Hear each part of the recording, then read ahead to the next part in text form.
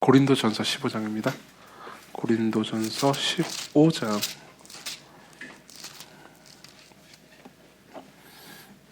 55절부터 58절입니다. 고린도전서 15장 55절부터 58절 자, 봉독해드리겠습니다. 고린도전서 15장 55절부터 58절 하나님 말씀을 들으십시오. 사망아 너의 승리가 어디 있느냐? 사망아 내가 쏘는 것이 어디 있느냐? 사망이 쏘는 것은 죄요 죄의 권능은 율법이라. 우리 주 예수 그리스도로 말미암아 우리에게 승리를 주시는 하나님께 감사하노니 그러므로 내 사랑하는 형제들아 견실하며 흔들리지 말고 항상 주의 일에 더욱 힘쓰는 자들이 되라. 이는 너희 수고가 주 안에서 헛되지 않은 줄 알미니라. 55절 같이 합독합시다. 사망아 너희 승리가 어디 있느냐? 사망아 내가 쏘는 것이 어디 있느냐? 아멘.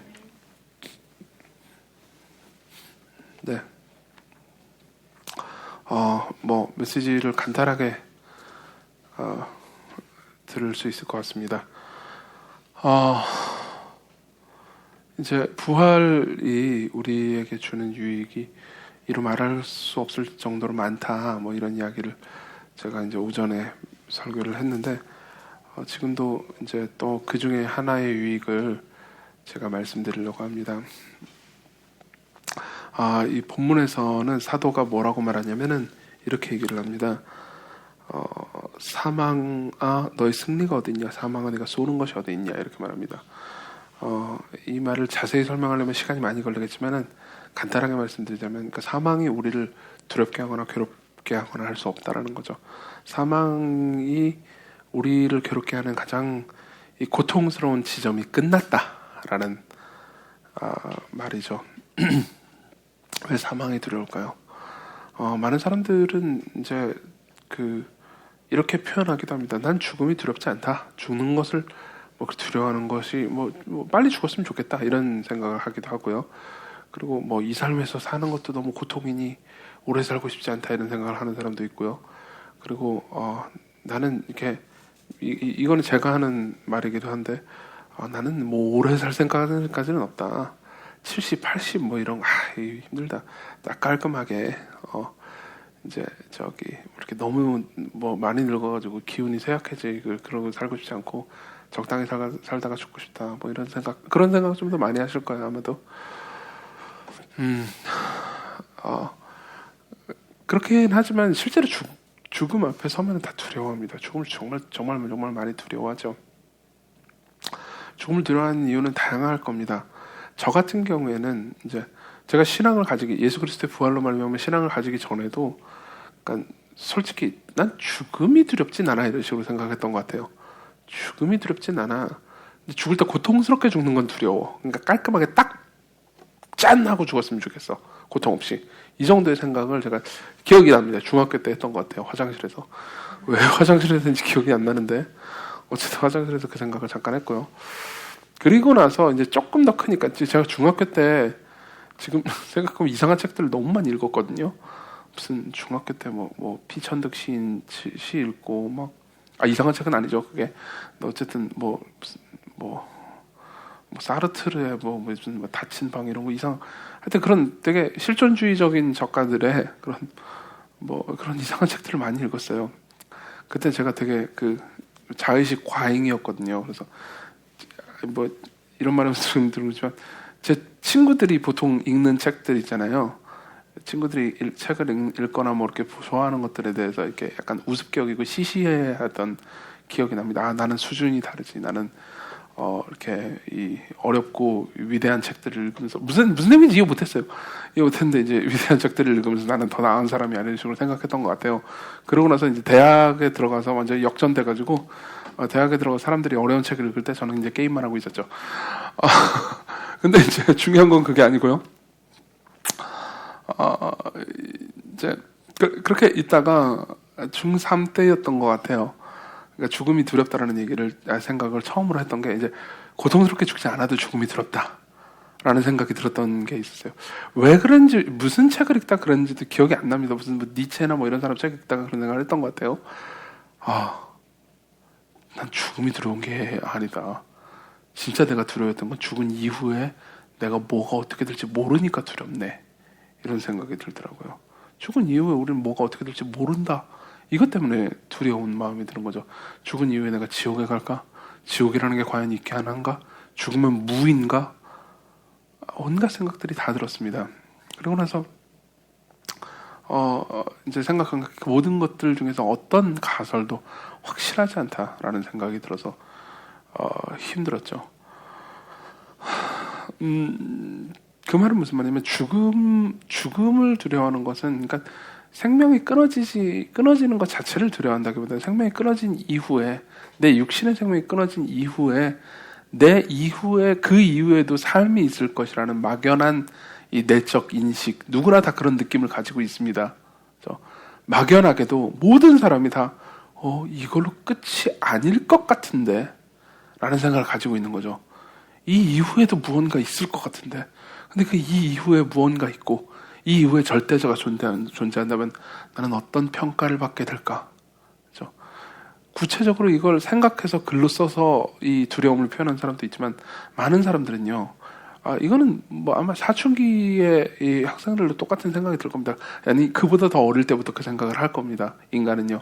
그러니까 정교하게 말로 표현해내지 못할 뿐이지 내가 죽은 이후에 나는 어떻게 될까? 분명히 죽은 이후에도 무언가 지금의 방식이 아닌 다른 방식의 삶이 존재할 것 같은데 그때 나는 누군가에게 어떤 평가를 받게 될까? 그렇죠? 이게 두려운 거죠. 거기에 대해서 우리 인간은 사실상 아무런 정보를 가지고 있지 않은 거니까 이거. 그리고 그리스도께서 부활하셨습니다. 여러분 그리스도의 부활이라는 게 얼마나 큰 의미를 가지고 있는지 좀 말씀드릴게요. 예수 그리스도께서 부활하셨다는 것은 그러니까 인류 가운데 그분의 부활이 정말 사실이라면요. 인류 가운데 죽었다가 살아난, 다시 말하면 죽은 이후에 인간이 어떻게 되는지를 확실하게 증언해 줄 수 있는 분이 인류 가운데 존재한다는 말입니다. 그렇죠? 죽음 이후에 사람들이 어떻게 될 것이다 말은 많이 해도 누구도 확실하게 말할 수는 없어요. 근데 죽었다가 살아난 사람이 있다면 죽은 이후에 뭐가 어떻게 되는지에 대해서 진정으로 말할 수 있겠죠. 그죠? 근데 예수 그리스도께서는 정말 죽었다가 부활하셨습니다. 물론 여러분들은 그런 생각이 들 수도 있습니다. 뭐 시중에 나가보면 내가 죽었다가 다시 살아났다고 주장하는 여러 가지 책들이 있던데요. 그죠? 그런 이야기들을 하는데 사실은요. 그런 이야기들, 저도 이제 관심이 있어가지고 그런 이야기들을 좀 읽어봤습니다. 근데 그런 이야기들은요, 증인들이 그렇게 있지 않습니다. 그죠? 그리고 그 죽음이 그렇게 확실히 죽었는지에 대해서 불분명합니다. 근데 예수 그리스도는 다르십니다. 예수 그리스도께서 십자가에 못 박혀 죽으셨을 때요, 그 옆구리에서 피와 물이 나왔다고 말합니다. 그 말은 심장이 터졌다는 겁니다. 실제로 진짜 죽었다는 거죠. 그리고 무덤에 갇혀서 3일을 계셨고요. 그리고 나서 부활해서 수많은 사람들이 그 부활하신 몸을요 보았고 만졌습니다. 그 말은 진짜 죽었다가 죽음으로부터 돌아온 사람이 인류 역사상 한 명은 있다는 거죠. 그게 바로 예수 그리스도십니다. 그렇죠? 그분이 죽은 이후에 무슨 일이 우리에게 있을지, 그리고 우리가 어떻게 살아야 될지에 대해서 그분이 말씀하시는 증언은 확실하다고 말할 수 있는 거죠. 그렇죠? 그리고 그 내용은 우리가 다 이미 알고 있습니다. 그렇죠? 모든 사람들은 하나님 앞에 의롭고 공정하고 완벽한 심판을 받게 될 겁니다. 자신의 행위와 말과, 그렇죠? 생각에 따라서요. 그렇죠? 모든 사람들은 예외 없이 공정하고 완벽한 심판을 받게 될 겁니다. 그리고 공정하고 의로우신 하나님은요, 거기에 대해서 우리에게 공정하고 합당한 평가를 내리시겠죠. 근데 지금 그럼 사실 두려운 일입니다. 저한테도 그건 두려운 일입니다. 왜냐하면은 저는 많은 죄를 저질렀기 때문입니다. 그렇죠? 여러분들도 마찬가지일 겁니다. 근데 지금 사도 바울은 뭐라고 말하냐면 이렇게 얘기합니다. 그 죽음을 두려워하지 않는다고요. 나는 더 이상 죽음을 두려워할 필요가 없다고요. 그렇죠? 왜냐하면요, 죽음이라는 것이 쓸 수 있는, 우리를 고통스럽게 하는 것은 궁극적으로 죄로 연유한 것인데, 죄의 권능은 율법이기 때문입니다. 무슨 말이냐면 간단하게 설명하자면 이렇습니다. 율법이라는 게 존재합니다. 다시 말하면 옳고 그른 것이 존재합니다. 무엇이 옳고 무엇이 그른지에 대한 하나님의 뜻이 존재합니다. 그리고 그 뜻에 따라서 우리는, 그죠? 살아야 하는데 우리가 그 뜻에 따라 살지 못하잖아요. 그걸 죄라고 말하죠. 그죠? 이 죽음이라는 것은 죄를 무기로 씁니다. 그죠? 그래서 너 죄인이잖아. 그러면 넌 나를 만나, 죽음이죠. 죽음을 만나면은 넌 이제 그다음부터 끝장이야. 왜냐면 넌 정죄받을 거니까는. 넌 영원히 하나님께로부터 버림받을 거니까는. 그죠? 근데 지금 사도 바울은 이렇게 얘기하고 있는 겁니다. 죄, 율법이 이제 더 이상 나한테 영향을 미치지 않는다. 그러니까 사망도 나한테 영향을 미치지 않는다. 이렇게 말하고 있는 겁니다. 그죠? 죄와 사망이, 죄와 율법이 나한테 영향을 미치지 않는다. 내가 죄인이 아니라는 말이 아니고요. 내가 죄인임에도 불구하고 더 이상 내가 저지른 죄가, 그리고 내가 따라야 하는 율법이 나한테 영향을 미치지 않는다. 왜냐하면은 예수 그리스도께서 부활하셨기 때문이다. 이렇게 말하는 겁니다. 예수 그리스도께서 부활하셨기 때문이다. 그럼 우리 물어볼 수 있죠. 예수 그리스도의 부활하고 내가 정죄받지 않는 거하고 무슨 상관이 있습니까? 예수 그리스도의 부활하고 내가 정죄받지 않는 거랑 무슨 상관이 있습니까? 간단하게 설명해 드릴게요. 예수 그리스도의 부활은요, 이 문장을 기억해 놓으십시오. 예수 그리스도의 부활은요, 예수 그리스도의 칭의 사건입니다. 다시 한번 말씀드릴게요. 예수 그리스도의 부활은요, 예수 그리스도의 칭의 사건입니다. 무슨 말인지 설명해 드릴게요. 말이 어렵지만 간단하게 말씀드리겠습니다. 자, 예수님이 십자가에 달리셨습니다. 그죠? 십자가에 달리셨어요. 그러면요, 보세요. 구약성경에 보면, 신명기에 보면 나무에 달린 자마다 하나님께 저주를 받았다는 말씀이 있습니다. 그죠? 그 말은 무슨 말이냐면 십자가에 달려가지고 죽는 그 사람은요, 하나님께 저주를 받고, 그죠? 그 사람이 이제 이 율법을 어겨서 죄인이라는 얘기는 거죠. 그죠? 보세요. 예수님께서, 이건 간단한 논리입니다. 예수님께서 십자가에 못 박혀 죽으셨습니다. 근데 부활을 못했다고 합시다. 그럼 그건 뭘 의미하죠? 그가 저지른 죄 때문에 그가 죽었다는 걸 의미합니다. 근데 부활했어요. 그건 뭘 의미하죠? 그가 죽은 것이 그의 죄 때문이 아니라는 것을 말해주는 거죠. 예. 이 내용을 이제 김헌수 목사님이라는 분이 계십니다. 여러분들이 관심 있으시면 김헌수 목사님의 4권짜리 하이델베르크 교리문답 강해설을 한번 읽어보시기를 권합니다. 아주 분량이 좀 꽤 많긴 하지만 아주 여러분들이 교리적 기초를 세우는데 도움이 될 만한 책입니다. 근데 거기 보면 이런 이야기가 나와 있습니다. 제가 읽어드릴게요. 참고로 그 책은 새가족반보다 좋은 책입니다. 그런데 새가족반을 버리시면 제가 섭섭해할 겁니다. 부활은 예수님께서 의로우시다는 것을 성부께서 인정해 주신 사건입니다. 예수 그리스도께서 십자가에서 자신의 몸을 하나님께 화목제물로 드려서 하나님의 공의를 모두 만족시키셨습니다. 완전한 제사를 드리니까 하나님의 것을 받으셨고 그 제사가 의롭다는 것을 선언하여 주셨습니다. 예수님께서는 십자가에서뿐만 아니라 세상에 사셨던 모든 기간에 우리 죄에 대한 하나님의 진노를 주님의 영혼과 육신으로 짊어지셨습니다. 하나님의 의를 온전히 만족시키신 것입니다. 하나님께서는 이렇게 온전한 제사를 드리신 예수님을 무덤에 그냥 두실 수 없었습니다. 하나님의 의가 온전히 만족되었기 때문에 예수님을 무덤에 두시면 하나님의 의에 어긋나는 것이 됩니다. 의로우신 하나님께서는 예수님의 제사를 받으시고 살려주셨습니다. 부활로서 예수님께서 의로우시다는 것을 선언하셨습니다. 예수님께서 십자가에 드리신 제사가 온전한 제사이고 하나님의 의를 만족시키는 것이었음을 나타내시려고 하나님께서는 예수님을 부활시키셨습니다. 이 점에서 예수님의 부활은 예수님의 칭의라고 할 수 있습니다. 이렇게 말합니다. 자, 말이 좀 어려운 듯하지만 다시 한번 좀 간단하게 설명해 드릴게요.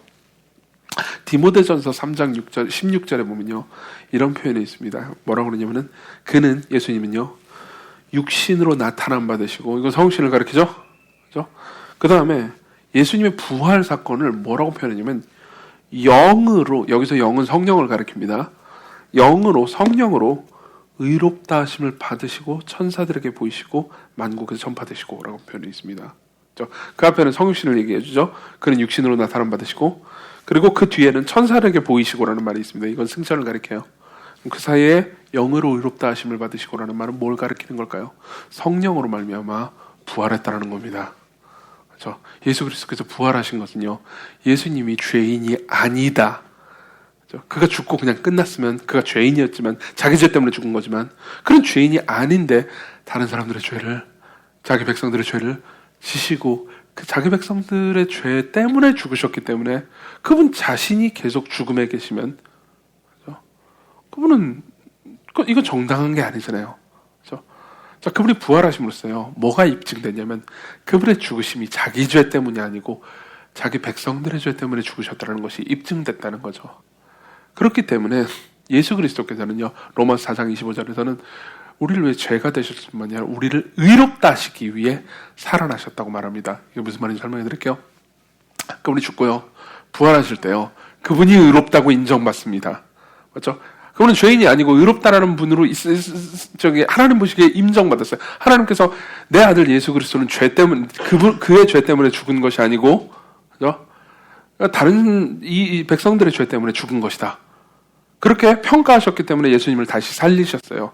예수님께서는 스스로 살아나신 것이 아니고 성부께서 그를 살리신 겁니다. 근데 문제는 뭐냐면요, 자기 백성들의 죄 때문에 죽으셨다고 그랬잖아요. 그죠?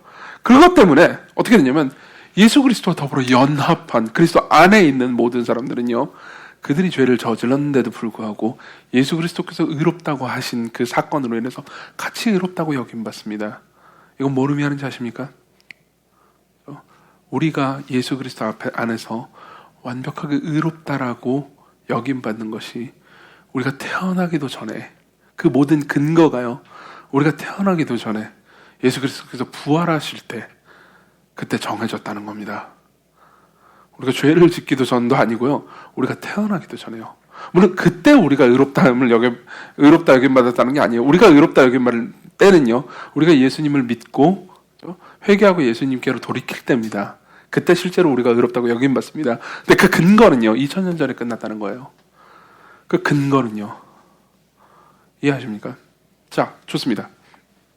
여기까지는 여러분들이 저랑 같이 교리 공부를 한 사람들은 처음 듣는 얘기 아닌데요, 세가족본 보면서 제가 읽은 내용인데요 라고 말할 수 있습니다. 그럼 적용해 봅시다. 이게 더 중요하니까요, 적용을 해봅시다. 이러한 진리가 일상생활을 살고 있는 여러분들 가운데 여러분들이 경험하는 모든 종류의 평가들 있잖아요. 그 평가들을 맞서게 할 수 있는 힘을 줍니다. 보세요. 하나님 앞에서요, 성부 하나님 앞에서요, 여러분들이 의롭다고 여김받을 겁니다.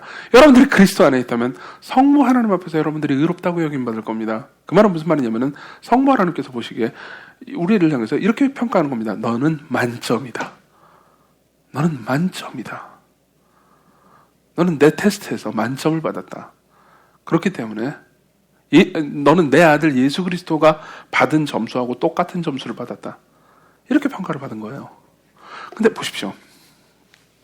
여러분들은 삶을 살면서요, 뭐 시험을 보는 사람도 있고, 그렇지 않은 학생들이 시험을 보지만 그렇지 않은 사람들은 뭐 시험을 안 보겠죠. 그렇지만 늘 평가 앞에 섭니다. 여러분들 중에 평가를 받지 않는 사람은 아무도 없어요.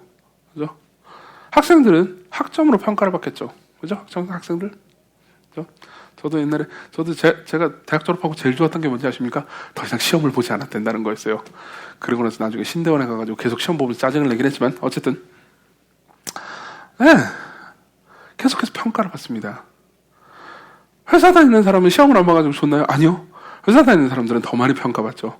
윗사람들로부터 인사고과의 평가를 받습니다. 너는 괜찮은 직원이야? 그렇지 않은 직원이야? 이런 것들은요, 중간 기말처럼 때가 정해져 있지도 않아요. 심지어. 그죠? 늘 평가받죠. 더 가볼까요? 인간관계 가운데서도 우리는 늘 평가를 받습니다. 그죠? 여러분들이 인간관계를 할 때 여러분들은 늘 평가받는 듯한 느낌이 들게 될 겁니다. 그죠? 내가 좋은 사람이라고 인정받는가? 여러분들은 그런 생각한 적 없습니까? 내가 오늘 누군가를 만나가지고 대화를 하다가 무슨 얘기들 하다가 너무 고삐가 풀려버렸어요. 아드레날린이 너무 분출됐어요. 그래가지고 신나요. 너무 막 술 취한 것처럼 다 말해버렸어요. 그러니까 재밌긴 했지만 집에 가서 내가 했던 몇몇 말들이 그 사람에게 어떻게 비추어졌을까 하면서 고통당한, 괴로워졌던 적 없습니까? 여러분들이 시험을 보고 있었던 겁니다. 그죠? 그 시험은요, 중간과 기말에만 있지 않습니다. 매일 있죠. 매일 있죠. 저만 해도 이게 아니라는 걸 알면서도 이게 이거라는 것 때문에 괴로운 게 하나 있습니다. 뭔 소린가 싶겠죠? 설교요. 설교는요, 성경에 나타난 하나님의 말씀을 여러분들에게 전달해 주는 겁니다. 이거는 평가의 대상이 아닙니다. 그렇죠? 네. 근데 그러니까 늘 저는 평가받는 듯한 느낌이 듭니다. 그 느낌이 드는 게 죄악된 거예요. 그게 정상이 아닙니다. 근데 늘 평가받는 것 같은 느낌이 드는 거는 그 사실은 어쩔 수 없죠. 이 설교자들은 다 공감할 겁니다. 그렇죠? 매번 설교가 시험을 치르는 것 같은 느낌인 거죠. 그렇죠? 이게 정상적이라는 건 아닙니다. 실제로 제가 이제 어떤 담임 목사님들끼리 모이는 자리에서 대화를 하면서 제가 들었던 말입니다. 자기 부교육자 할 때는 늘 담임 목사님한테 평가받는 것 같아가지고 자기 위에 있는 사람한테 평가받는 그게 너무 힘들었는데 자기가 담임이 되니까는 자기 위가 수백 명이 되더라고요. 무슨 말인지 이해되십니까? 교인들 전체가 자기를 평가하는 사람이 됐다는 거예요. 물론 이제 당시의 분위기는 농담이기도 했고요. 그리고 그분은 이제 그게 그런 방식의 생각이 옳다라고 얘기한 게 아닙니다. 예. 누구도 어떤 사람도 그런 방식의 생각이 옳다고 생각하지 않을 겁니다. 그렇지만 그 느낌은 어쩔 수가 없죠. 그 느낌은 어쩔 수가 없죠. 이걸 그 교회 성도들이 잘못했다고 말하는 것도 아니고요. 그냥 우리는 그렇게 평가받는 것 같은 느낌을 가지고 살아갑니다. 이웃의 평판, 심지어 여러분들은 가족으로부터도 평판을 생각해야 됩니다. 나는 늘 시험을 보고 있죠. 그렇죠? 여러분 지난주에 몇 점 맞고 오셨습니까? 여러분들은 지난주의 삶에 사람들로부터 몇 점을 받은 것 같은 느낌이 드십니까? 이건 우리를 고통스럽게 합니다. 그렇죠? 그럼 많은 사람들이 제일 힘들어하는 지점이 바로 여기죠. 근데 여기서 여러분들은 그리스도의 부활로 말미암아서 그리스도께서 얻으신 점수가 여러분들의 것이라는 사실을 여러분들에게 말해 주셔야 됩니다. 그리스도께서요 부활하심으로써 따신 2000년 전에 따내신 만점이라는 점수가요 여러분들에게 적용됩니다. 여러분들이 그리스도 안에 있다면요, 여러분들이 그리스도를 믿고 있다면요, 이걸 분명하게 자신에게 말해 주십시오. 이걸 분명하게 자신에게 전해 주십시오. 어떤 사람이 있습니다. 어떤 사람이 수능 만점을 맞았습니다. 수능 만점을 맞아서 자신이 가고 싶었던 대학교에 아주 우수한 성적으로 장학금을 받아가지고 이렇게 짜잔 하고 입학을 했다고 합시다. 그죠? 좋겠죠? 근데 그 사람이 들어보십시오. 그 사람이 과거에 자기가 이제 한 고등학교 2학년 때쯤에 수능 모의고사를 보다가 10점을 맞은 적이 있다고 합시다. 지금 수능 만점이 몇 점이죠? 500점인가? 400점인가? 450점이니? 그래도 비교적 최근에 수능을 본 사람이 정확히 알고 있네요. 450점입니다. 450점 만점에 10점을 맞은 적이 있다고 보세요. 이거는 정말 부끄러운 일이겠죠. 450점 만점에 10점이면요. 근데 결국 이 사람이 나중에 만점 맞아가지고 가장 좋은 대학에 가장 우수한 성적으로 장학금 받고 입학을 했다고요. 그러면요 10점 맞았을 때 그 이야기를 웃으면서 할 수 있겠죠. 그렇죠? 네. 물론 그렇다고 그래가지고 10점 맞았을 때 그때 안 고통스럽다는 건 아닙니다. 안 창피하다는 것도 아니고요. 이해되십니까? 이걸 한 발짝 더 나가볼까요? 여러분들이요, 여러분들 주변에요, 그렇죠? 여러분들 주변에 예수 그리스도와 함께 그리스도 안에 있는 형제 자매들이요 결국 마지막 날에 만점을 받을 거라는 것을 생각해 보십시오. 그죠? 근데 시건교에서 나는 내 생각에 한 250점 정도 따고 있는 것 같아요. 근데 저기 김여찬은 한 50점만 따는 것 같단 말이에요. 그죠? 네, 김여찬은 50점, 오강일 48점. 그러고 있어요. 그러면 내가, 나는 250점이나 따고 있는데, 저 김여찬 저거는 50점밖에 안 되고. 이런 생각이 들까요? 정말로 우리가 마지막 날 맞을 만점에 대한 기대감과 소망을 가지고 있다면요. 그렇죠? 우리가 서로 격려해 줄 수 있겠죠. 이해하십니까? 여러분, 그리스도께서 부활하심으로써 우리를 위해서 획득하신 점수, 그렇죠? 만점이요. 그걸 우리는 칭의라고 부릅니다. 그리스도의 칭의요. 그리고 그리스도의 칭의 안에 우리의 칭의가 있습니다. 우리가 만점을 받을 것에 대한 확실한 보증이 있습니다. 그렇다면요, 죽음이 무섭지 않죠. 죽음만 무서운 게 안 무서운 게 아닙니다. 죽음만 안 무서운 게 아니에요. 죽음 이전에 경험하는 모든 종류의, 그죠? 10점, 20점들이 그러니까 한번 웃을 수 있는 이야기가 되는 겁니다. 그렇죠? 이게 그리스도의 부활이 여러분들에게 준 보증입니다.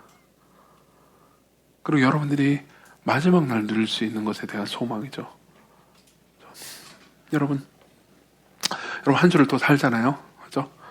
한 주를 살면 여러분들은 또 점수를 맞게 될 겁니다. 그죠? 여러분들의 회사에서의 뭐 친구들이나 아니면 다른 뭐 심지어 교회 사람들도 혹은 가족 혹은 뭐 또 뭐 있죠? 예. 실제 점수 뭐든 있을 겁니다. 여러분들은 계속 점수 앞에 노출될 겁니다. 그리고 집에 들어와서 밤에 오늘 나는 20점도 못 맞았어 라는 생각이 들겠죠. 어떤 날은 이렇게 생각할 겁니다. 오늘은 한 400점 맞은 것 같아. 신난다. 그래도 여러분들이 마지막 날 따게 될 만점 앞에서는 아무것도 아닙니다. 한 가지만 더 얘기해 드리고 마치죠. 여러분들은 마지막 날 만점이라고 인정받을 겁니다. 정말이에요. 모두가요. 그러나 하나님께서 보시기에는요, 이미 여러분들은 만점입니다. 그리스도 안에서요. 그걸 기억하십시오. 그리고 한 주를 즐겁지만 고통스럽게, 그리고 자존감이 떨어지지만 당당하게, 슬프지만 기쁘게 살아가십시오. 기도합시다. 기도합시다. 기도합시다.